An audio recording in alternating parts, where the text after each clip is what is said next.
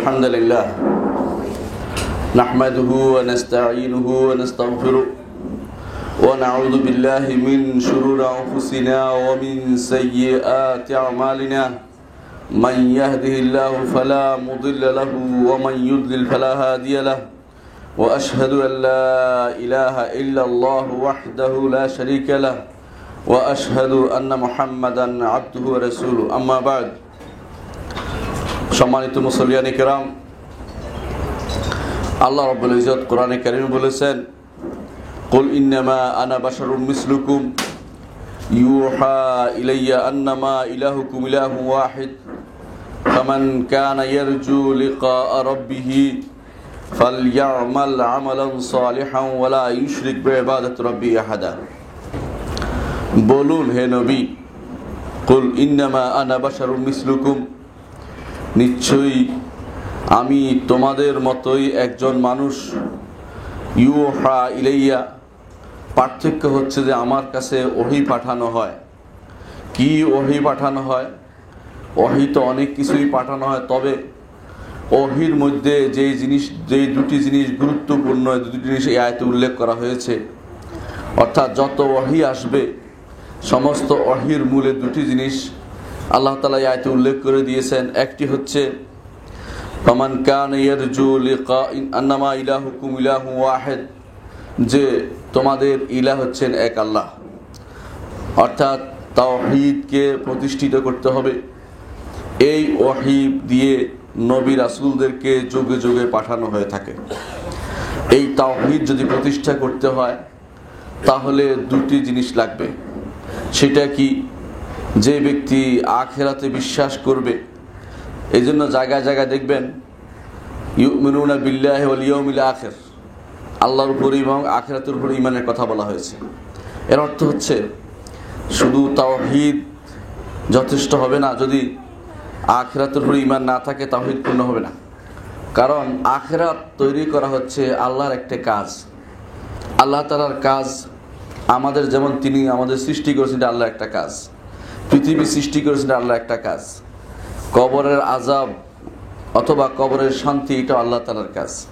হাসরের মাঠে উপস্থিত করবেন আল্লাহ তাআলার একটি কাজ, কর্ম, তার একটি কাজ। এভাবে যে ব্যক্তি আল্লাহর উপর বিশ্বাসী, সে অবশ্যই বিশ্বাস করতে বাধ্য যে আখিরাত আসবে। যদি আখিরাত আসবে বিশ্বাস করে, আল্লাহ তাদের সাথে তার সাক্ষাৎ হবে বিশ্বাস করে, তাহলে তাকে দুটি কাজ করতে হবে।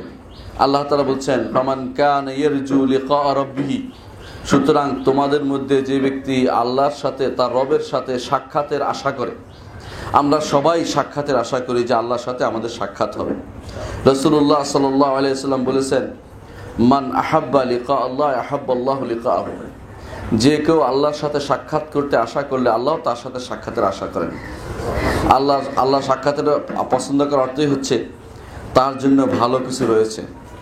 আর যে কেউ তার সাথে সাক্ষাৎ করতে চায় না, যেমন কাফের, ফাসিকরা, আল্লাহ তাআলা তার সাথে সাক্ষাৎ পছন্দ করেন না এবং সে আল্লাহকে দেখতে পাবে না। ঈমানদার আল্লাহর সাথে সাক্ষাৎ করবে, তার সাথে দেখা সাক্ষাৎ হবে, কথা হবে, কথোপকথন হবে। রাসূলুল্লাহ সাল্লাল্লাহু আলাইহি ওয়াসাল্লাম বলেছেন, তোমাদের এমন কেউ নেই যার সাথে রব্বুল ইজ্জত সরাসরি কথা বলবেন না। লাইসা বাইনাহু ওয়া বাইনাহু তুরজুমান, কোনো অনুবাদক লাগবে না। বর্তমান সময়ে কথা বলতে হলে অনুবাদক লাগে। রব্বুল আলামিনের সাথে কথা বলতে কোনো অনুবাদক লাগবে না। রব্বুল আলামিন আপনার সাথে কথা বলবেন, জিজ্ঞাসা করবেন ডেকে এনে, ইয়া ফুল, হে অমুক, হে অমুক, তুমি এই কাজটি করেছ, তুমি এই কাজটি করেছ, তুমি এই কাজটি করেছ। যদি স্বীকৃতি দেয়, আল্লাহর দরবারে কান্নাকাটি করতে থাকে, আল্লাহ তাআলা মাফ করে জান্নাত দিকে দিয়ে দিবেন। আর যদি অস্বীকার করে, কি করবে? বলবে যে তুমি তো অস্বীকার করেছ, ঠিক আছে, আমার ফেরেশতারা সাক্ষ্য দিচ্ছে। সে আরও অস্বীকার করবে, ফেরেশতাদের তো আমি দেখিনি, যাদের দেখিনি তাদের সাক্ষ্য আমি নিব না। তখন আল্লাহ তাআলা আমল নামার কথা বলবেন, তারা বলবে আমল নামা তো আমি দেখিনি। তারপর বলবেন যে ঠিক আছে, তাহলে তোমার শরীর তোমার জন্য সাক্ষ্য দিবে, তোমার শরীরের প্রত্যেকটি অঙ্গ তোমার কি কাজ করেছে সে কথাটি বলে দিবে। এটাই হচ্ছে হাসরের মাঠের অবস্থা। আপনার সাথে কথা হবে। এই বিরাট, এই যত কোটি কোটি মানুষ, কোটি কোটি জিন এবং মানব সবার যে বিচার হবে, এটা খুব লম্বা সময় হবে না।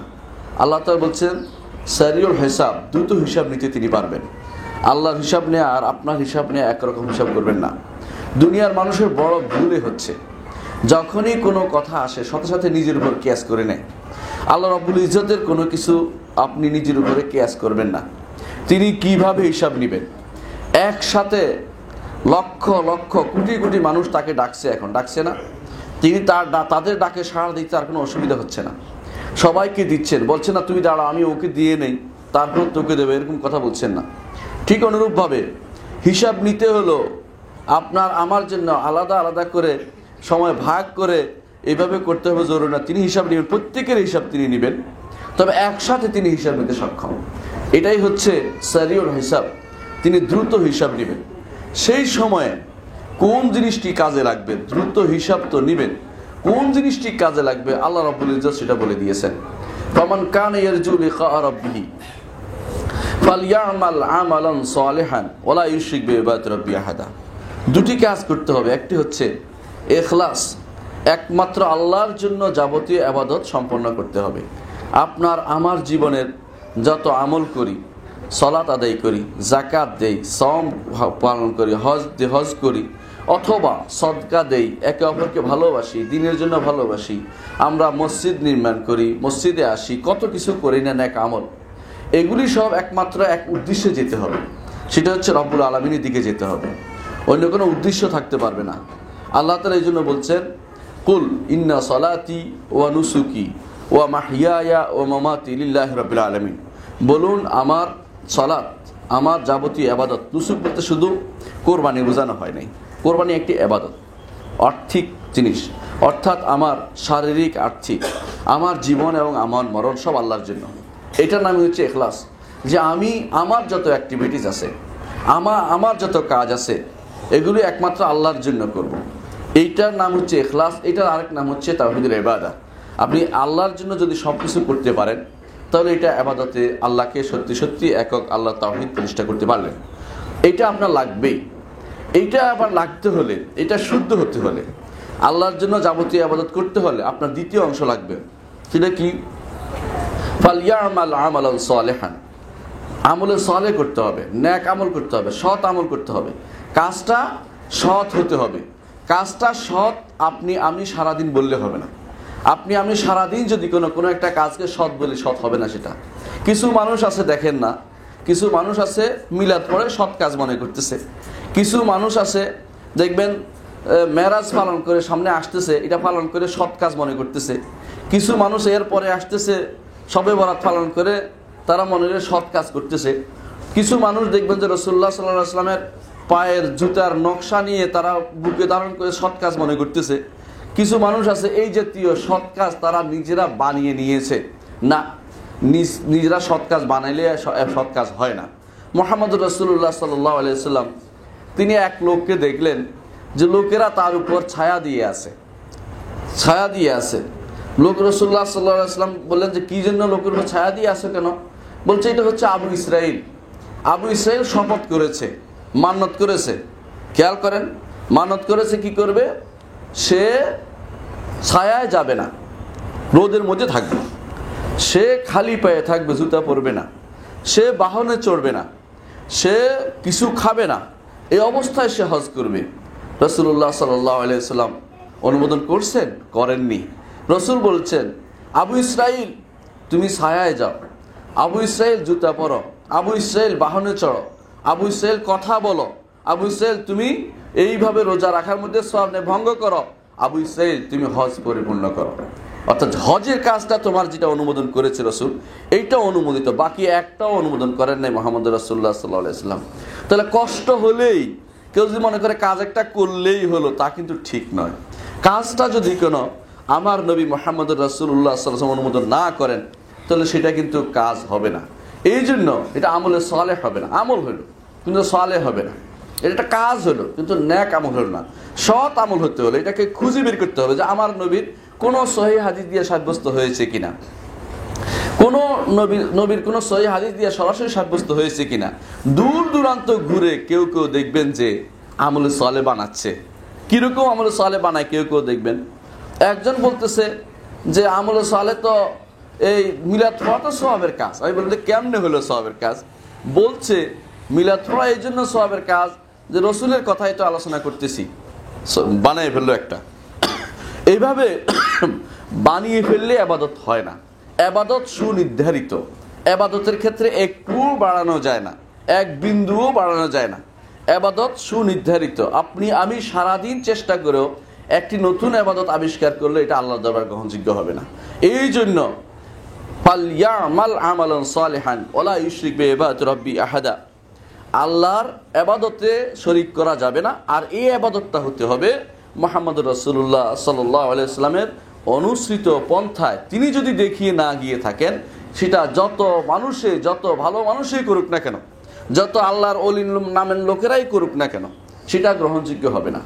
আব্দুল কাদের জিলানী রহমতুল্লাহ আলাইহি, তার একটা কিতাব আছে, নাম হচ্ছে তার কিতাবটার নাম হচ্ছে মাফাতিহুল গায়ব। আরেকটা কিতাব আছে, এটা মাফাতিহুল গায়ব মানুষের ওনার নামে চালাইছে, উনি এটা লিখছেন বলে বিশ্বাস করা যায় না।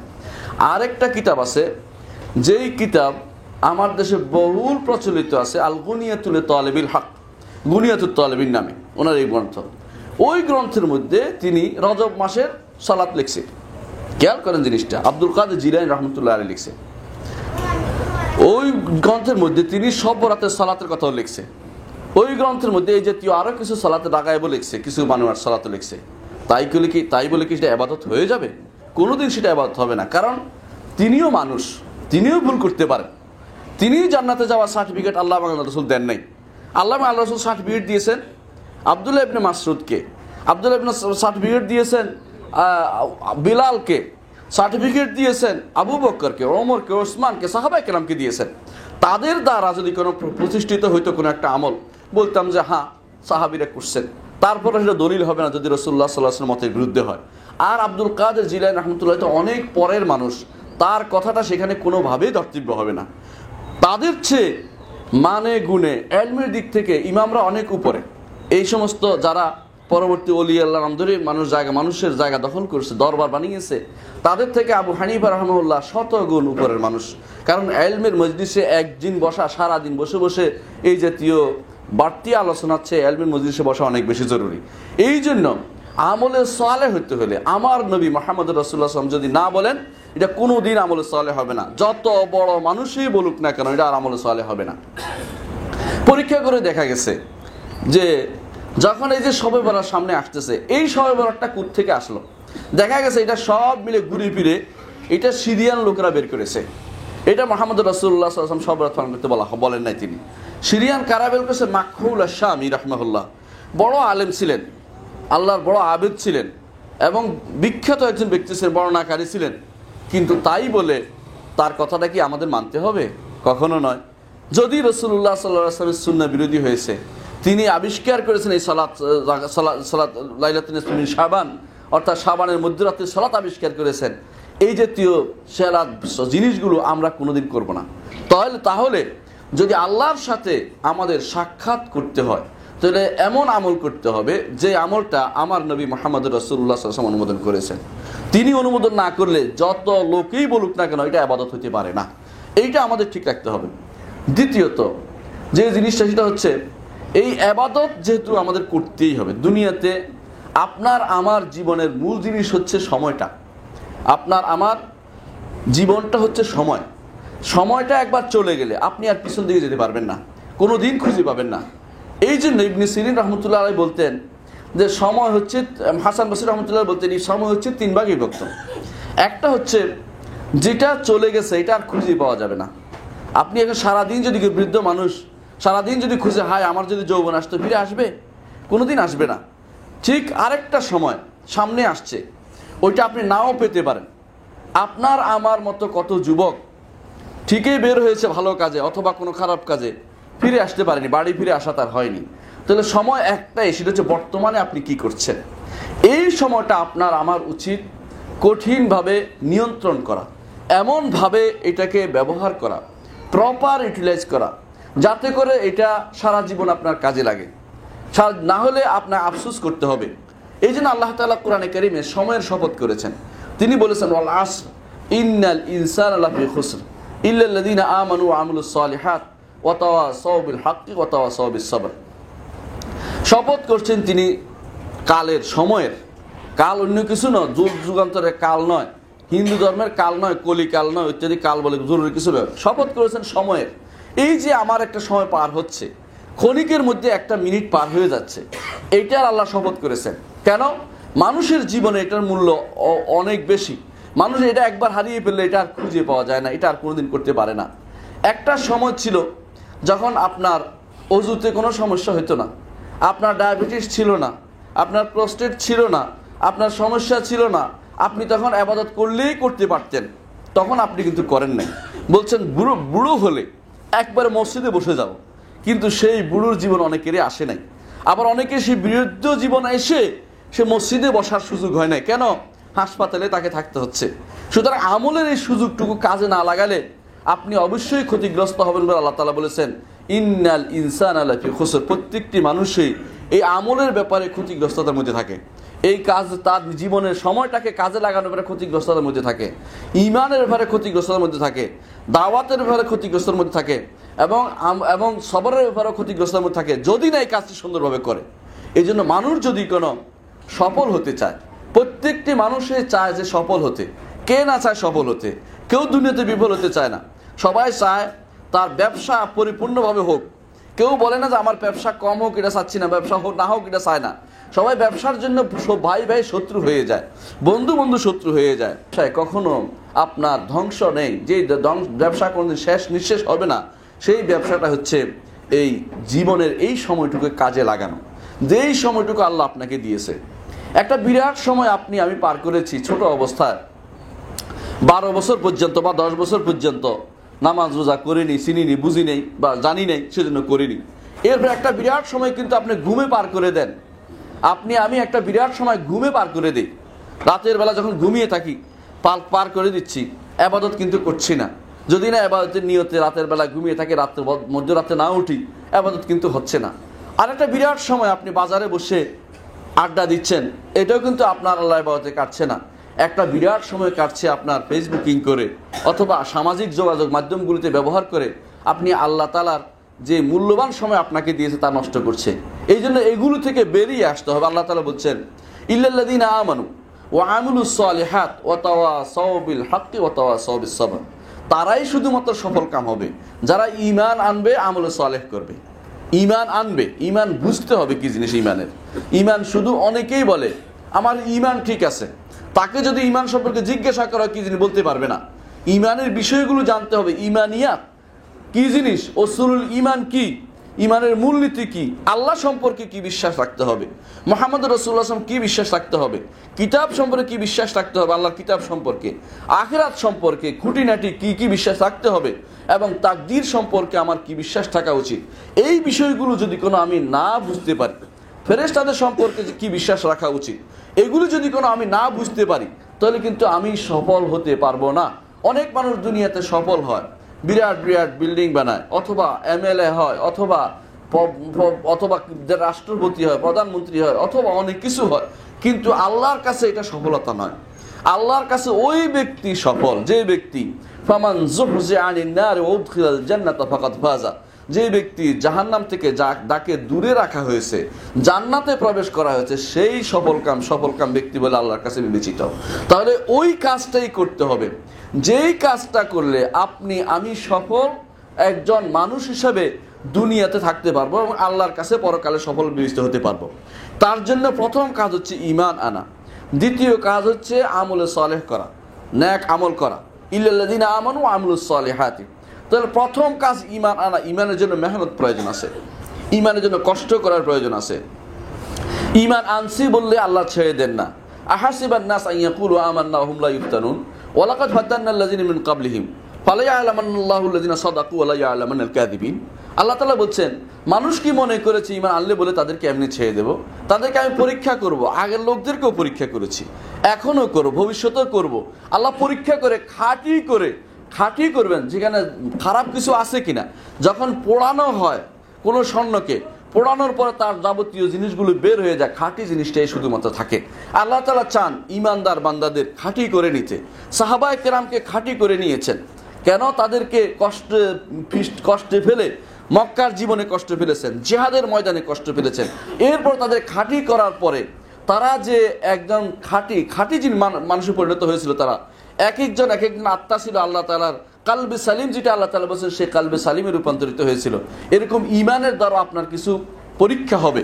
এই জন্য যখনই ইমানের কথা বলবেন, যখনই তাওহীদের কথা বলবেন, শিরিক মুক্তির কথা বলবেন, কিছু মানুষ আপনার দিকে ধেয়ে আসবে, আপনার বিরুদ্ধে দাঁড়াবে, আপনাদের মসজিদ ভেঙে দিবে, মসজিদের বিরুদ্ধে কথা বলবে যে এগুলি ওহাবি বা এগুলি অমুক বিভিন্নভাবে আপনাকে চিত্রায়িত করবে। কেউ কেউ তো ইসলাম থেকে বের করার জন্য আপনাকে বসে আছে।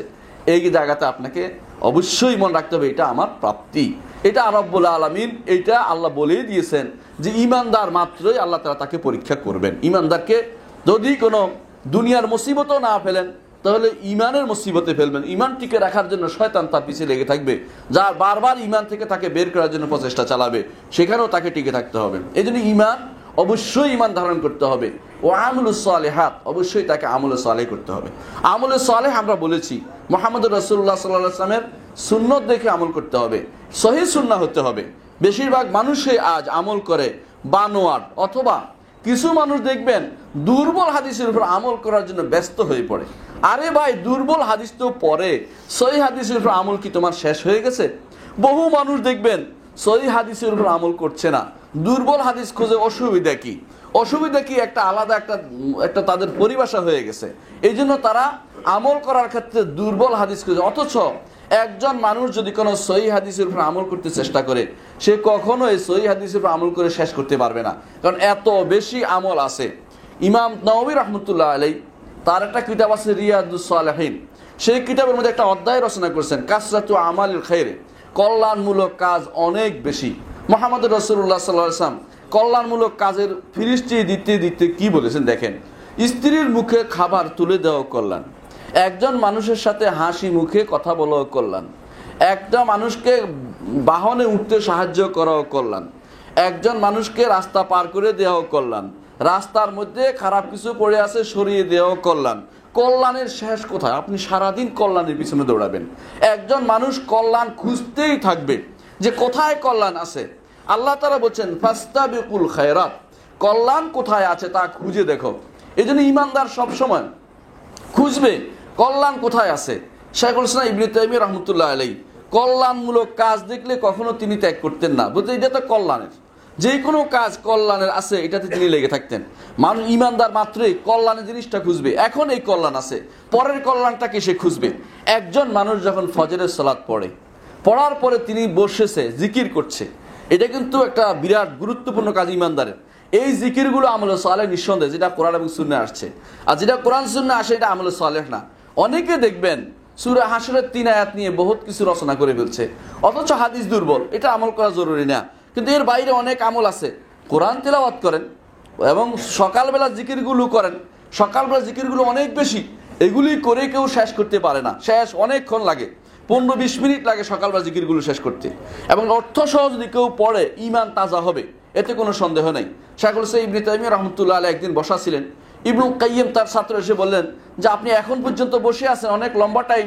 তিনি বললেন যে ইবনুল কাইয়্যিম, এটা হচ্ছে আমার দিনের খোরাক, যদি আমি এই সকালবেলায় এই জিকিরগুলি করতে না পারি, সারাদিন যেন আমি আমার শরীরে প্রাণ পাই না, কারণ এটা হচ্ছে আমার আজকের দিনের খোরাক। প্রতিদিন সকাল বিকাল এই খোরাক যে ব্যক্তি জোগাড় করতে পেরেছে সে আমল সালেহ করতে পেরেছে। এই জন্য আজকারের মধ্যে থাকতে হবে। এই আজকারগুলি শেখার জন্য সহিহ আজকারের গ্রন্থ আছে, সেগুলি থেকে আপনারা গ্রহণ করবেন। হিসনুল মুসলিম আছে, এই গ্রন্থ থেকে নিতে পারেন। সহিহ গ্রন্থ, সহিহ আজকারগুলো যদি করে আপনি নিতে পারেন, আপনাদের জীবনে সুন্দর হবে। এইগুলো কাজে লাগাই যান। একটা হচ্ছে নির্ধারিত সময়ে জিকির, একটা হচ্ছে অনির্ধারিত জিকির। অনির্ধারিত জিকির আছে সুবহানাল্লাহ ওয়া বিহামদিহি, সুবহানাল্লাহ আযীম সারাদিন বলেন, সুবহানাল্লাহ, আলহামদুলিল্লাহ, আল্লাহু আকবার, লা ইলাহা ইল্লাল্লাহ, 4টি কালেমা। মুহাম্মদ রাসূলুল্লাহ সাল্লাল্লাহু আলাইহি ওয়াসাল্লাম বলেছেন দুনিয়াতে যা আছে তার থেকে উত্তম হচ্ছে 4টি কালেমা, এবং সবচেয়ে উত্তম জিকির হচ্ছে 4টি কালেমা। আল্লাহ তাআলা এগুলিকে ঘোষণা করেছেন ওয়াল বাকিয়াতুস সালিহাতু খায়রুন ইনদা রাব্বিকা সাওয়াবান ওয়া খায়রুন আমালা, যে এগুলোর মধ্যে, এগুলি বাকিয়াতুস সালিহাত, এমন ন্যাক কাজ যেগুলি সবসময় বাকি থাকবে, এগুলি কোনোদিন নষ্ট হবে না, বিনষ্ট হবে না। মুখ থেকে সুবহানাল্লাহ বললেই হলো, সুবহানাল্লাহ বিহামদিহি বললে জান্নাতে আপনার জন্য একটি ঘর বানানো হচ্ছে। আপনি কি চিন্তা করেন না যে একটি আমল আমি কেন ছেড়ে দিব? শুধু আমি ওয়াজ না করি, কাজে লাগাই, প্রতিটা মুহূর্ত আমরা কাজে লাগাই। কথা বসে আছি, সুবহানাল্লাহ আলহামদুলিল্লাহ পড়ি, বসে বসে দুনিয়ার সব কিছু উল্টাপাল্টা করছি, কোন দেশের কি হয়েছে সত্য মিথ্যা লাগিয়ে নিচ্ছি, একে অপরের বিরুদ্ধে লেগে যাচ্ছি, গীবত গাইতেছি, এগুলি সবই হচ্ছে হারাম। এগুলি না করে মুখ থেকে সুবহানাল্লাহ আলহামদুলিল্লাহ বের হোক সারাক্ষণ। আপনি দেখবেন আরব দেশের একটা ট্যাক্সি ড্রাইভার পর্যন্ত ঘর থেকে বের হচ্ছে, সুবহানাল্লাহ আলহামদুলিল্লাহ তার মুখ থেকে বের হচ্ছে, রাস্তাঘাটে তার মুখ থেকে শুধু এটাই বের হচ্ছে, কারণ সময়টা সে কাজে লাগাচ্ছে। সময়টা যে কাজে না লাগাতে পারে এই সময়ের জন্য আফসোস করতে হবে। মুহাম্মদ রাসূলুল্লাহ সাল্লাল্লাহু আলাইহি ওয়াসাল্লাম বলেছেন, দুনিয়ার বুকে কেউ যদি কোনো মজলিসে বসে, সেই মজলিসে যদি কোনো সে আল্লাহর জিকির না করে, হাসরের দিন সেই মজলিসের জন্য আফসোস করবে। ইল্লা কানা তিরাতান আলাইহি হাসরাতান আলাইহি, আফসোস করবে যে হায় রে ওই মজলিসটা আমার এইভাবে চলে গেছে। কিয়ামতের দিনের এই আফসোসের কোনো ফিরিস্তি দিয়ে শেষ করা যাবে না। আমি শুধু একটুকুই বললাম, আপনার আমার উচিত হয় প্রত্যেকটি ক্ষণ কাজে লাগানো। যদি ক্ষণ কাজে না লাগাই, এই সময় কাজে না লাগাই, যদি আমি এইভাবে জিকির আজকারে মশগুল না থাকতে পারি, জিকির আজকার বলতে আমরা বেদাতি জিকির বলছি না। কিছু মানুষ দেখবেন যে সালাতের পরে লম্বা একজন বলে 10 জনের টান দিচ্ছে, ওইরকম জিকির আমাদের শরীয়তে নেই।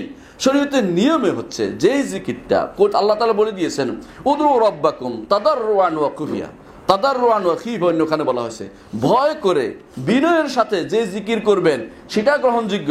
আপনি আল্লাহু আকবার সুন্দর করে বলবেন, মনে রাখবেন মহান রব্বুল ইজ্জত সবকিছুর চেয়ে বড়। কেমন বড় তিনি? ইয়াউমা নাতুইস সামা কাতাইয়িস সিজিলিল কুতুব কামা বাদানা আউয়ালা খালকিন নুঈদু ওয়া'দান আলাইনা ইন্না কুন্না ফাইলিন। আসমান এবং জমিন রব্বুল আলামিনের দুই হাতে থাকবে।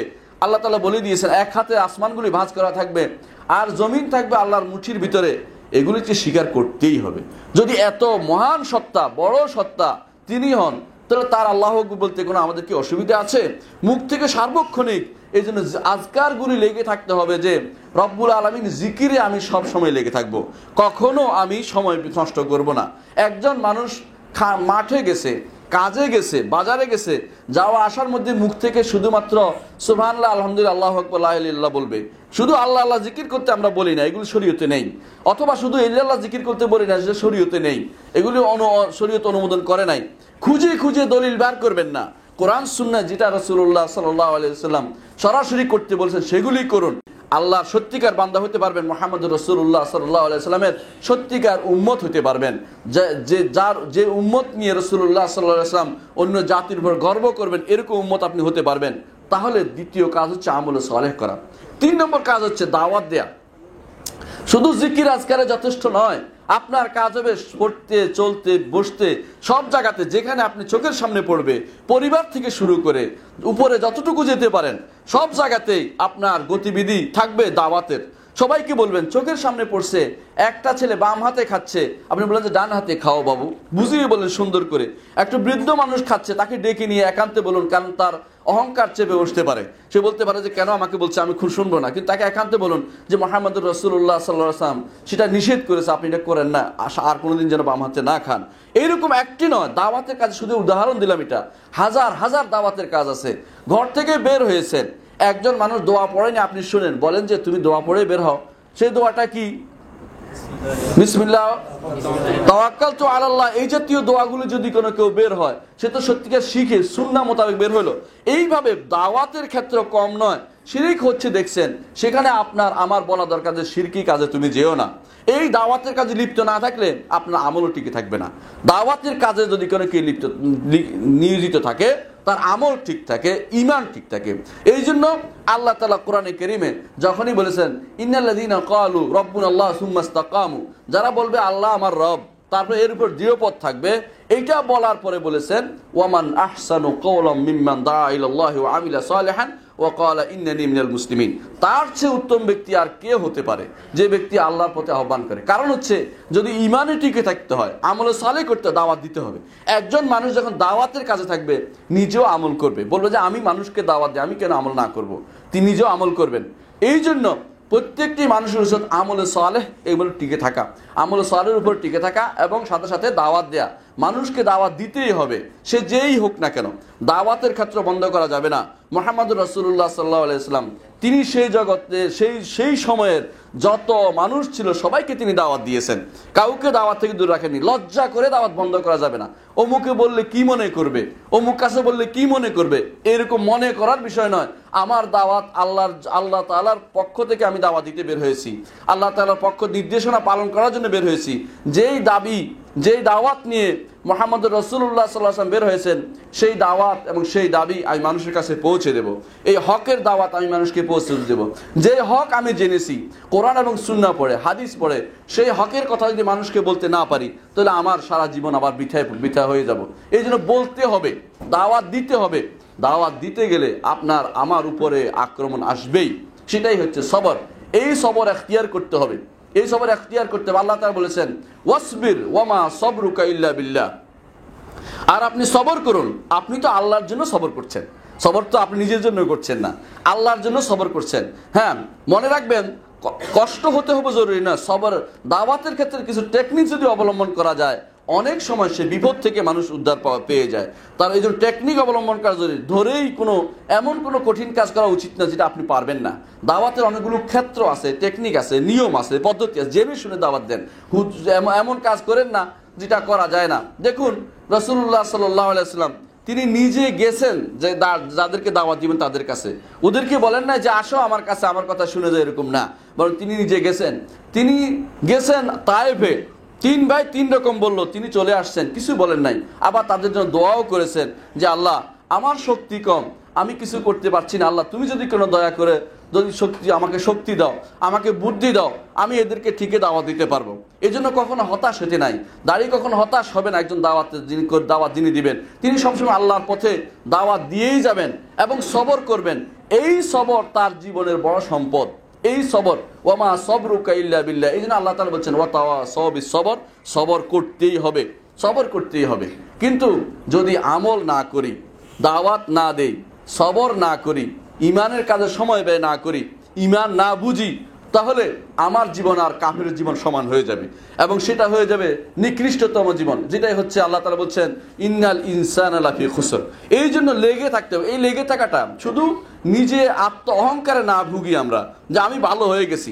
আচ্ছা, যদি মুহাম্মদুর রাসূলুল্লাহ সাল্লাল্লাহু আলাইহি ওয়াসাল্লাম তিনি যদি বলতেন যে আমি তো ইমানের নবুয়ত পেয়ে গেছি, রিসালাত পেয়ে গেছি, আমি আর কি করব, আমি জান্নাতে চলে যাব, থাক এগুলি পড়ে থাক, ঠিক হইতো?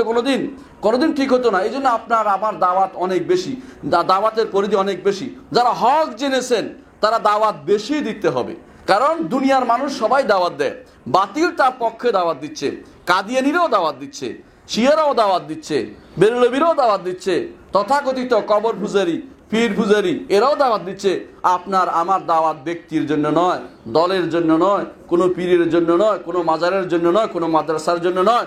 আমার আপনার দাওয়াত হচ্ছে একমাত্র আল্লাহর দিকে, কোরআনের দিকে এবং সহিহ সুন্নাহর দিকে আমার দাওয়াত। এই দাওয়াতের জন্য আপনার কত সময় ব্যয় করা উচিত? আমি বিশুদ্ধতা পেয়েছি আলহামদুলিল্লাহ, আমি তো এটার জন্য ব্যস্ত হয়ে যাওয়া উচিত।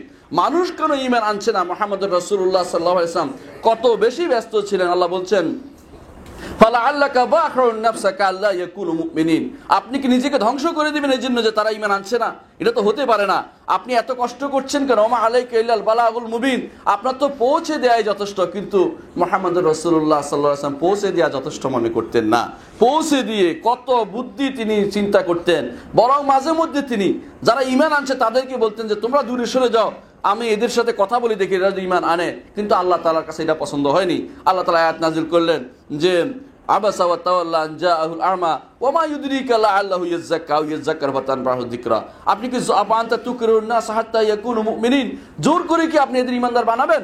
আপনি এত কষ্ট কেন করছেন? আপনি পৌঁছে দেন। কিন্তু রাসূলুল্লাহ সাল্লাল্লাহু আলাইহি ওয়াসাল্লামের ঐকান্তিক কামনা ছিল প্রত্যেকটি মানুষ যেন ঈমান আনে। এজন্য আপনার আমার ঠিক রাসূলুল্লাহ সাল্লাল্লাহু আলাইহি ওয়াসাল্লামের মতো অন্তরে হরকত থাকতে হবে, জ্বালা থাকতে হবে যে এই মানুষগুলো যারা কবরে চলে যাচ্ছে এই শিরকের উপরে, এই বিদআতের উপরে, এই কঠিন গুনার উপরে, এদেরকে যদি করে আমি সঠিক পথে আনতে না পারি, তাহলে আমার জীবনের মিশন ব্যর্থ হয়ে গেছে, আমি তো কিছুই করতে পারলাম না। এরকম চিন্তা থাকতে হবে। শুধু পৌঁছে দেওয়া যথেষ্ট মনে করা, আল্লাহ তাআলা যেটা বলছেন এটা ঠিক, এটা যথেষ্ট আমার, কিন্তু পৌঁছে দেওয়ার বাইরেও আমার আগ্রহ থাকতে হবে প্রচন্ড পরিমাণে। কোন পদ্ধতিতে এগুলো এই লোকটা ঈমান আনবে, সঠিক পথে আসবে, শিরিক ছেড়ে দিবে, আমল করবে, এই কাজের মধ্যে সর্বদা লেগে থাকতে হবে। এটা যদি আমরা করতে না পারি তাহলে আমরা আমাদের জীবনকে আসলে সঠিকভাবে সফল করতে পারলাম না। এই জন্য প্রত্যেকটি মানুষ এই মসজিদের সে একজন দাঁড়ি। এই মসজিদের প্রত্যেকটি মানুষ আল্লাহর পথে দাওয়াত দিবে, এবং সে রাস্তায় দাওয়াত দিবে, পথে দাওয়াত দিবে, বাজারে দাওয়াত দিবে, যেখানে সেখানে দাওয়াত দিবে। তার ঘর হবে দাওয়াতের ক্ষেত্র, যেভাবে মুহাম্মদ রাসূলুল্লাহ সাল্লাল্লাহু আলাইহি ওয়াসাল্লামের ঘর ছিল দাওয়াতের ক্ষেত্র। উম্মাহাতুল মুমিনিন প্রত্যেকে দাঁড়িয়েছিলেন, আল্লাহর পথে তারা দাওয়াত দিয়েছেন, এবং তাদের ঘর ছিল মাদ্রাসা। আল্লাহ তাআলা ঘোষণা করেছেন যে এই ঘরগুলোতে ওয়াজকুরনা মা ইউতলা ফি বুয়ুতিকুন্না মিন আয়াত, এই ঘরগুলোতে আল্লাহর আয়াত পড়া হয়, হিকমত পড়া হয়, এই কিতাব হিকমত এইগুলো ঘরগুলোতে পড়া হচ্ছে। ঠিক আমাদের এই মসজিদের প্রত্যেকটি মানুষ যা সহি আকীদাতে আসছে, প্রত্যেকের উচিত হবে যে আমি যা জেনেছি এই জানা আমি যথেষ্ট মনে করি না, আমি জানার পরেও আমি মানুষকে জানাতে হবে, এবং এই উদ্দেশ্য নিয়ে আমাকে চলতে হবে। যদি সেটা না করি কি হবে, যদি সেটা না, এই সময়টা যদি কাজে লাগাতে না পারি, সেটা হবে হাসরের মাঠে যে অবস্থা। দুই ধরনের দুইটা অবস্থা আমি উল্লেখ করব, এবং আমি আমার বক্তব্য শেষ করতে চেষ্টা করব। এক নম্বর হচ্ছে যে হাসরের মাঠে যারা জাহান্নামে যাবে তাদেরকে আল্লাহ তাআলা বলবেন যে আওয়ালাম নুআম্মিরকুম মা ইয়াতাযাক্কারু ফী মান তাযাক্কারা ওয়া জাআকুমুন নাযীর ফাযুকু ফামা লিল যালিমিনা মিন নাসীর। জাহান্নামে যারা যাবে তারা বলবে যে আমাদেরকে ছাড় দেন, আমরা এরপরে গেলে এবার যদি যেতে পারি দেশে, পৃথিবীতে একবার যেতে পারি, আমরা কিন্তু আর কোনোদিন শিরিক করব না, কুফরি করব না, গুনাহ করব না, আপনার পথে চলবো সরাসরি। কিন্তু আল্লাহ তাআলা কি বলবেন? আল্লাহ তাআলা বলবেন আওয়ালাম নুআম্মিরকুম মা ইয়াতাযাক্কারু ফী মান তাযাক্কার। তোমাদেরকে এমন বয়স দেয়নি, এমন সময় দেয়নি যেই সময়ের মধ্যে ইচ্ছা করলে একজন মানুষ উপকৃত হতে পারে। অনেক লম্বা সময় দিয়েছে, ইচ্ছা করলে নসিহত গ্রহণ করতে পারত। ওয়া জাআকুম নাযীর, শুধু নসিহত নয়, তোমাদের কাছে নাযীর এসেছে, তোমাদের রাসূল এসেছেন, রাসূলদের প্রতিনিধিরা এসেছে, নায়েবে রাসূল যাদেরকে বলা হয় আলেমরা এসেছে, যারা দিন বুঝতো তারা এসেছে, কিন্তু তোমরা সেটা গ্রহণ করনি। এজন্য তোমাদের আর ফিরে যাওয়ার কোনো সুযোগ নেই। ফাযুকু ফামা লিল যালিমিনা মিন নাসীর, তোমরা এই শাস্তি ভোগ করতে থাকবে, কারণ তোমরা সময়কে কাজে লাগাতে পারবারনি। কিন্তু দেখেন, যারা সময়কে কাজে লাগিয়েছে আল্লাহ তাআলা তাদের সম্পর্কে কি বলবেন? কুলু ওয়াশরাবু হানিআম বিমা আসলাফতুম ফিল আইয়ামিল খালিয়া। খাও এবং পান করো, খাও এবং পান করো, বিমা আসলাফতুম ফিল আইয়ামিল খালিয়া, কারণ বিগত দিনে তোমরা বিরাট বিরাট কাজ করে এসেছো। তাহলে একজন মানুষ এই সময়টা যদি কাজে লাগাতে পারি, আমরা প্রতি মুহূর্ত প্রতি সেকেন্ড অলস বসে থাকবেন না। সুবহানাল্লাহ আলহামদুলিল্লাহ পড়েন, একটা বই লেখেন, একটা বইয়ের প্রপাগান্ডাতে যান, একটা আলোচনা যান, একটা কিছু শুনেন, কিন্তু অলস বসে থাকার কোনো সুযোগ নেই। ইমানদার কখনো অলস বসে থাকতে পারে না। আপনার আমার সময়টা প্রত্যেকটা মুহূর্ত কাজে লাগাতে হবে। কি লাভ হবে? আল্লাহ তাআলা সেদিন আমাদেরকে জান্নাত দিয়ে বলবেন কুলু ওয়াশরাবু হানিআন, খাও এবং পান করো, হানিআন, একেবারে হানিসালি করে, যতটুকু খাইতে পারো, মন দিয়ে, অন্তরকে খুশি করে, যা তোমার মন চায় তা তুমি নিতে পারবে তুমি। কেন? বিমা আসলাফতুম ফিল আইয়ামিল খালিয়া, খালি সময়টা, আগের সময়টা তুমি সুন্দরভাবে কাজ অতিবাহিত করে এসেছো। এই সুন্দরভাবে অতিবাহিত করার নামই হচ্ছে সত্যিকার প্রপার ইউটিলাইজ করার সময়টাকে যদি কোনো এরকম কাজে লাগাতে না পারি, তাহলে আমাদের আর জীবন আফসোস ছাড়া কোনো উপায় থাকবে না। সেদিন কিছু মানুষ আফসোস করবে, প্রত্যেকটি মানুষের সেদিন আফসোস করবে। আল্লাহ তাআলা বলছেন ইয়াউমাল হাসরা, কিয়ামতের দিন আফসোস করবে। ঈমানদারও আফসোস করবে। কেন আফসোস করবে ঈমানদার? হায় রে, আরেকটু যদি কোনো দাওয়াত বেশি দিতে পারতাম, সময় যদি বেশি দিতে পারতাম, রাতের অন্ধকারে 2 রাকাত সালাত বেশি পড়তে পারতাম, কোরআনে কারীম তেলাওয়াত যদি আরেকটু বেশি করতে পারতাম, আল্লাহর দ্বীন তাফসীর যদি আরো বুঝতে পারতাম, আমি রাসূলের হাদিস যদি আমল করতে পারতাম, শুধু আফসোসের মধ্যে থাকবে।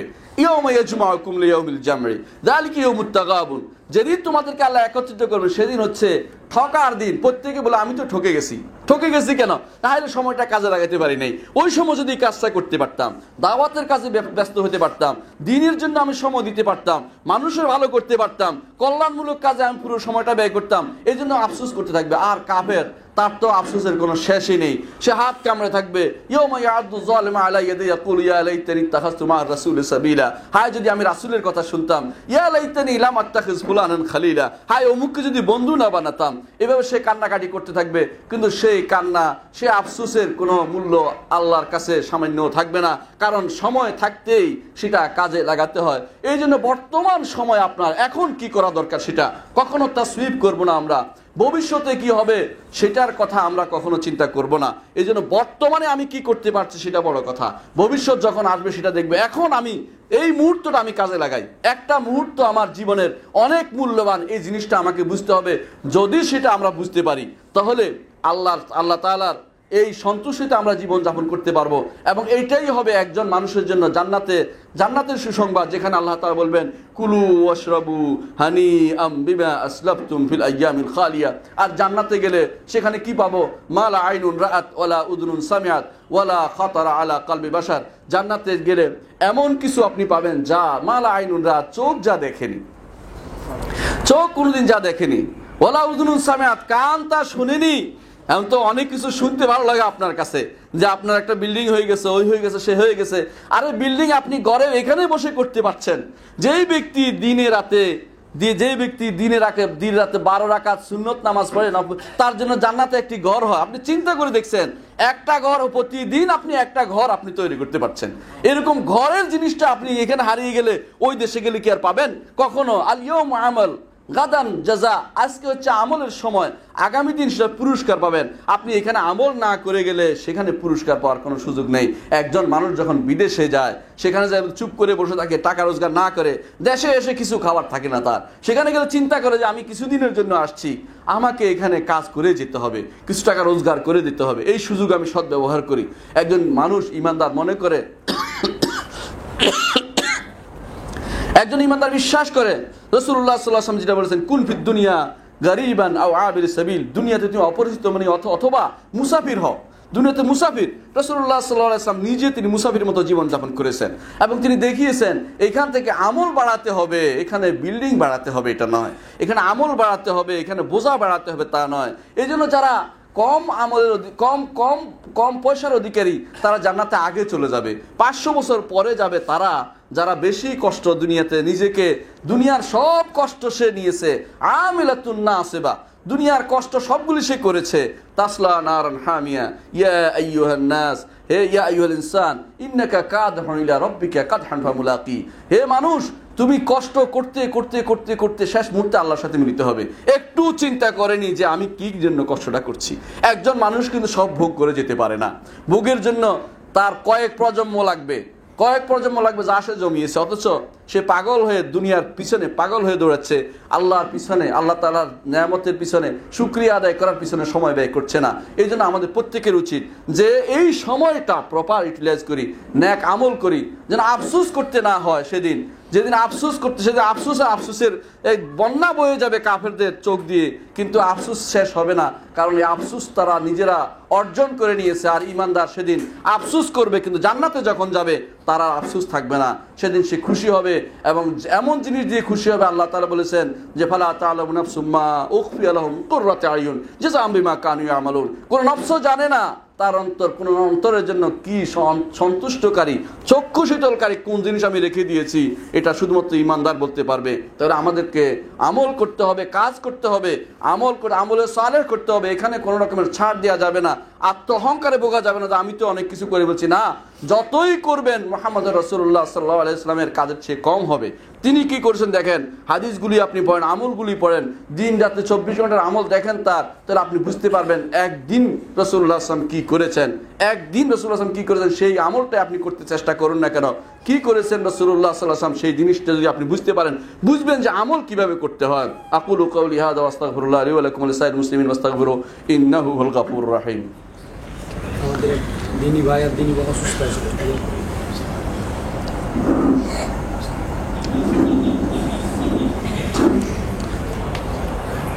ইন্নাল হামদালিল্লাহ নাহমাদুহু ওয়া নাস্তাঈনুহু ওয়া নাস্তাগফিরু ওয়া নাউযু বিল্লাহি মিন শুরুরি আনফুসিনা ওয়া মিন সাইয়্যাতি আমালিনা মান ইয়াহদিহিল্লাহু ফালা মুদিল্লা লাহু ওয়া মান ইউদ্লিল ফালা হাদিয়া লাহু ওয়া আশহাদু আল লা ইলাহা ইল্লাল্লাহু ওয়াহদাহু লা শারীকা লাহু ওয়া আশহাদু আন্না মুহাম্মাদান আবদুহু ওয়া রাসূলুহু। আম্মা বাদ, সম্মানিত মুসলিয়ানে কেরাম, বলছিলাম আল্লাহ রাব্বুল ইজ্জতের যত দিনের জন্য যত আমলই করবেন সেটা কম হবে, এটা কমপ্লিট হবে না। আমাদের সম্মানিত পূর্বসূরি যারা চলে গেছেন, সাহাবায়ে কেরাম কি আমল করেছেন দেখেন, তাদের একদিনের আমল আপনি কিন্তু সারা জীবনে করতে পারছেন না। আবু বকর রাদিয়াল্লাহু আনহু তিনি তার যে তিনি যে সমস্ত আমল করেছেন সেগুলির কাছে অন্য সাহাবীরা পৌঁছতে পারে নাই। তাহলে আমাদের কত বেশি প্রতিযোগিতা করা উচিত। আল্লাহ তাআলা বলছেন ফাস্তাবিকুল খায়রাত, কল্যাণমূলক কাজে তোমরা যেন প্রতিযোগিতা করো। আল্লাহ তাআলা বলছেন ওয়াফি যালিকা ফালইয়াতানাফাসিল মুতানাফিসুন, এর মধ্যে যারা প্রতিযোগিতা করে তারা প্রতিযোগিতা করে। আল্লাহ বলে নাই বিল্ডিং এ প্রতিযোগিতা করতে, আল্লাহ বলে নাই বাড়িতে প্রতিযোগিতা করতে, গাড়িতে প্রতিযোগিতা করতে বলে নাই, আমলে সালেহের মধ্যে প্রতিযোগিতা করতে বলেছে, নেক আমল করার ক্ষেত্রে প্রতিযোগিতা করতে বলছে, ভালো কাজ কি করতে পারে সেটার মধ্যে প্রতিযোগিতা করতে বলেছে। মুহাম্মদুর রাসূলুল্লাহ সাল্লাল্লাহু আলাইহি ওয়াসাল্লাম একদিন বললেন তোমাদের মধ্যে কে রোজা অবস্থায় সকালে উপনীত হয়েছ? সবাই চুপ। আবু বকর রাদিয়াল্লাহু আনহু দাঁড়িয়ে বললেন যে আমি রোজা অবস্থায় আছি। এরপর রাসূলুল্লাহ সাল্লাল্লাহু আলাইহি ওয়াসাল্লাম বললেন তোমার মধ্যে এমন কি আছে যে একজন মিসকিনকে খাবার দিয়েছ? আবু বকর রাদিয়াল্লাহু আনহু বললেন যে আমি, আর কেউ সেটা করেনি। রাসূলুল্লাহ সাল্লাল্লাহু আলাইহি ওয়াসাল্লাম বললেন তোমাদের এমন কি আছে যে আজকে জানাজার পিছনে দৌড়ে গিয়েছ? কেউ বলেনি। আবু বকর রাদিয়াল্লাহু আনহু ইয়া রাসূলুল্লাহ আমি জানাজার পিছে গিয়েছি। এরপর বললেন রাসূলুল্লাহ সাল্লাল্লাহু আলাইহি ওয়াসাল্লাম বললেন তোমার মধ্যে এমন কি আছে যে একজন অসুস্থ মানুষকে দেখে এসেছ? কেউ বলে নাই। আবু বকর রাদিয়াল্লাহু আনহু আমি করেছি। একদিনের আমল। আবু বকর রাদিয়াল্লাহু আনহু কেউ তার সাথে প্রতিযোগিতায় পারে নাই। অথচ আমলগুলো দেখুন, এমন আপনার কাছে মনে হবে এটা আবার কি জিনিস, কিন্তু কত গুরুত্বপূর্ণ। মানুষের জন্য তিনি কিন্তু বের হয়েছেন, একজন মিসকিনকে খাইয়েছেন, রোজা রেখেছেন নিজে আল্লাহর জন্য একান্তভাবে, কেউ দেখে না, যেটা দেখানোর জন্য নয়। সাথে সাথে তিনি একজন অসুস্থ মানুষের পিছে দৌড়িয়েছেন, এবং তিনি দেখিয়েছেন কার কি অভাব সেটার পিছনে তিনি দৌড়িয়েছেন। জন্য করবে কিন্তু দেখানোর জন্য করবে না। তার ভাই তার সন্তানকে শিখাবে, ভাইকে শিখাবে যে কিভাবে কাজ করতে হয়। একজন মানুষ সার্বক্ষণিক খাইয়ের হবে, কল্যাণমূলক হবে। মুহাম্মদুর রাসূলুল্লাহ সাল্লাল্লাহু আলাইহি ওয়াসাল্লাম বলেছেন কুন মাফাতিহাল লিল খাইরি ওয়া মাগালিকাল শার, কল্যাণের উন্মুক্তকারী হও, কল্যাণের পথকে উন্মুক্ত করে দাও এবং অকল্যাণকে বন্ধকারী হও। তুমি যেখানে যাবে সেখানে খাইয়ের হবে, তোমাকে দেখলে কল্যাণ করতে মানুষের ইচ্ছা হবে। তুমি কল্যাণের কাজ, কল্যাণের কাণ্ডারি হও, তুমি দেখবে যে তোমাকে দেখে মানুষ কল্যাণ শিখছে, এরকম ব্যক্তি হও তুমি।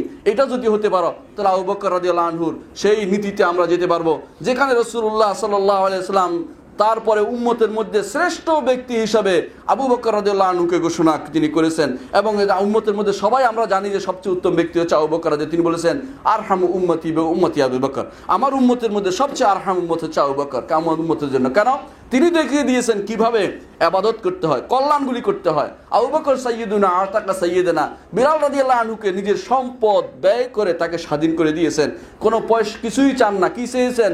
ইন্নামা নুতইমুকুম লিওয়াজহিল্লাহ লা নুরিদু মিনকুম জাযাআন ওয়ালা শুকুরা, জাযা এবং শুকর চাই না, আল্লাহর জন্য তিনি সেটা করেছেন। তার বাবা বললেন, আবু কুহাফা বললেন তুমি যাদেরকে উন্মুক্ত করে দিচ্ছ, স্বাধীন করে দিচ্ছ, ওদের দ্বারা তো তোমার কিছু হচ্ছে না, কেন তুমি সেটা করতেছো? দুনিয়ার মানুষ তো এটা চায় ওইটা চায়, ওরা তো এমনি হচ্ছে, ওরা তো কষ্ট পাচ্ছে, ওদের দ্বারা তোমার কি লাভ হচ্ছে? তখন তিনি যেটা বলেছেন যে আমি এটার জন্য কোনো কিছু করি নাই, ইন্নামা নুতইমুকুম লিওয়াজহিল্লাহ লা নুরিদু মিনকুম জাযাআন ওয়ালা শুকুরা, কোনো জাযা এবং শুকরের জন্য আমি এগুলো করি নাই, একমাত্র আল্লাহর সন্তুষ্টির জন্য তিনি সেটা করেছেন। এই জন্য আয়াত নাজিল হয়েছে আবু বকর রাদিয়াল্লাহু আনহুর শানে যে তিনি যা করেছেন ইবতিগা ওয়াজহি রাব্বিল আলা, একমাত্র রব্বুল আলামিনকে সন্তুষ্ট করার জন্য সে কাজগুলি তিনি করেছেন। আমাদের এই জন্য আল্লাহ রাব্বুল ইজ্জতকে সন্তুষ্ট করার জন্য কেউ দেখলো কি দেখলো না বড় কথা নয়, আল্লাহ তো দেখছেন। আল্লাহ এমন জিনিস আপনার খেয়াল রাখবেন যেটা আপনি কোনো কল্পনাও করেন নাই, আল্লাহ তাআলা সেটা খেয়াল করেন। একজন নারী তার ঘরে বসে দাওয়াত দোয়া করতেছে আল্লাহর কাছে, রব্বিবনিলি ইনদাকা বাইতান ফিল জান্নাহ, আল্লাহ আমার জন্য তোমার কাছে একটি ঘর চাই আমি। একজন নারী, কেউ দেখে নাই, কেউ শুনে নাই, আল্লাহ কিন্তু শুনেছে এবং তার জন্য সেটা কবুল করেছে এবং সেটা কোরআনে দিয়েছে। কিয়ামত পর্যন্ত মানুষ তার এই দোয়াটা পড়তে থাকবে। তিনি হচ্ছেন আসিয়া বিনতে মুজাহিম, ফেরাউনের স্ত্রী, যে আল্লাহ দুনিয়াতে ঘর আমাকে দিলে না, শান্তির ঘর থাকতে আমাকে করতে পারলাম না, আমি আমার স্বামীর মতো এরকম ফাজের বদমাশ আর কিছু হতে পারে না, আমি তোমার কাছে ঘর চাই, যেই ঘর আমি শান্তিতে বসবাস করতে পারবো। আল্লাহ রাব্বুল ইজ্জত সেটা কবুল করে নিয়েছেন। তাহলে একজন ঈমানদার দেখানোর জন্য কেন কাজ করবে? রব্বুল আলামিন যেটা দিবেন তার কাছে তার এটা কোনো কল্পনাও করতে পারবে না কেউ, যে আমি যেটা করছি এটা আল্লাহ তো দেখছেন।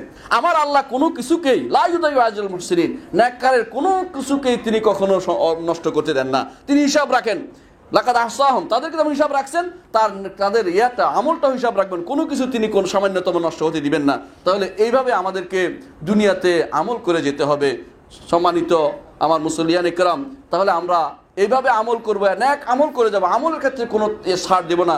ঈমান এবং আমল সালেহের মধ্যে আমাদের জীবনটা আমরা যাপন করে নেব। আমরা ওয়ালা ওয়াসাল্লু আলা সাইয়্যিদিল বাশারিয়া মুহাম্মদ ইবনে আবদুল্লাহ কামা আমারাল্লাহু আযজা ওয়া জাল্লা ফি কিতাবিহি ওয়া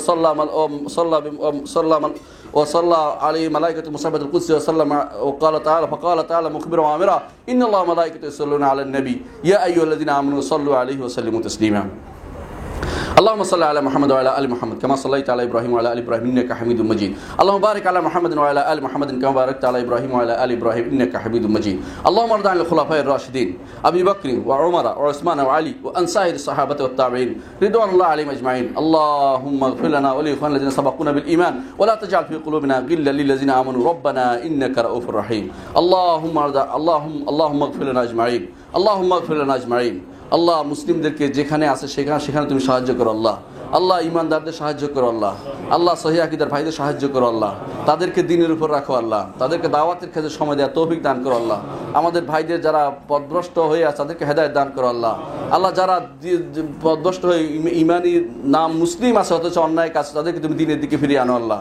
আল্লাহ তাদেরকে তুমি দ্বীনের উপর নিয়ে আসো আল্লাহ। আল্লাহ তোমার কাছে চাই আল্লাহ তার বেদাত থেকে তাদেরকে মুক্ত করে দাও আল্লাহ। শিরিক থেকে মুক্ত তাদের করে দাও আল্লাহ। আল্লাহ আমাদের যে সমস্ত বোনেরা দ্বীনের উপর নাই তাদেরকে দ্বীনের উপর নিয়ে আসো আল্লাহ। আল্লাহ তাদেরকে হেশমত এবং তাদেরকে তুমি পর্দার ফাঁকা তৌফিক দান করো আল্লাহ। আল্লাহ আমাদের ভাইদেরকে দ্বীনের উপর রাখো আল্লাহ। আমাদের সন্তানদেরকে দ্বীনের উপর রাখো আল্লাহ। এবং আমাদের মধ্যে যারা অসুস্থ আছে আল্লাহ তাদেরকে সুস্থ দান করো আল্লাহ। আমাদের দুই ভাই অসুস্থ আছে, দুই বোন অসুস্থ আছে জানলাম, তাদেরকে আল্লাহ তুমি সুস্থ দান করো আল্লাহ। আল্লাহ তুমি আল্লাহ আনতাশ শাফি লা শিফা ইল্লা শিফাউক শিফা লা ইউগাদিরু সাকমান। আল্লাহ এমন আরোগ্য তুমি দান করো যার ফলে আর কোনো রোগ না থাকে আল্লাহ। আল্লাহ তাদের সুস্থ দান করো আল্লাহ। আমাদের মধ্যে যারা বিপদগ্রস্ত বিপদ থেকে উদ্ধার করো আল্লাহ। আমাদের মধ্যে যারা আল্লাহ গুনাহে লিপ্ত আছে গুনাহ থেকে তাদেরকে মুক্ত করে দাও আল্লাহ। আমাদের বৃদ্ধদেরকে তুমি ঈমানের সাথে কবরে যাওয়ার তৌফিক দান করো আল্লাহ। আমাদের প্রত্যেককে তুমি ঈমানের সাথে কবরে যাওয়ার তৌফিক দান করো আল্লাহ। আমাদের জীবনের সমস্ত গুনাহ তুমি ক্ষমা করে দাও আল্লাহ। আল্লাহ আমাদের ভাইরা যেখানে যেখানে কষ্টে আছে সবাইকে তুমি কষ্ট থেকে মুক্তি দান করো আল্লাহ। আল্লাহ বিশ্বের তাবৎ কাফেররা আমাদেরকে যেভাবে আক্রমণ করে চলেছে আল্লাহ, আল্লাহ আমাদেরকে তাদের আক্রমণ থেকে হেফাজত করো আল্লাহ। আমাদের সমস্ত ভাইরা নিউজিল্যান্ডে মারা গেছে আল্লাহ, তাদের শহীদ হিসেবে গ্রহণ করো আল্লাহ। আমাদের এই ভাইদের এই রক্তের বিনিময়ে আল্লাহ পুরো ইউরোপে তুমি ইসলামের পতাকা উড্ডীন করো আল্লাহ। আল্লাহ এদের দ্বারা তুমি এই সমস্ত দেশে তুমি ইসলামকে তুমি প্রতিষ্ঠিত করে দাও আল্লাহ। আল্লাহ তারা যেন ইসলামকে বুঝতে পারে, ইমানের দিকে ফিরে আসে তৌফিক তুমি দান করো আল্লাহ। মুহাম্মদুর রাসূলুল্লাহ সাল্লাল্লাহু আলাইহি ওয়াসাল্লামের এই দাওয়াতকে তুমি সারা দুনিয়ায় প্রচার করে দাও আল্লাহ। আমাদের গুনাহ তুমি ক্ষমা করে দাও আল্লাহ। আল্লাহ আমাদের যাবতীয় সমস্যা তুমি সমাধান করে দাও আল্লাহ। আল্লাহুম্মা আগফির ওয়ারহাম আনতা খায়রুর রাহিমিন। ইবাদাল্লাহ রাহিমাকুমুল্লাহ ইন্নাল্লাহা ইয়া'মুরু বিল 'আদলি ওয়াল ইহসান ওয়া ইতা'i যিল কুরবা ওয়া ইয়ানহা আনিল ফাহশা'i ওয়াল মুনকারি ওয়াল বাগই ইয়া'ইদুকুম লা'আল্লাকুম তাযাক্কারুন ওয়া লাযিকরুল্লাহি আকবার ওয়াল্লাহু ইয়া'লামু মা তাসনা'উন।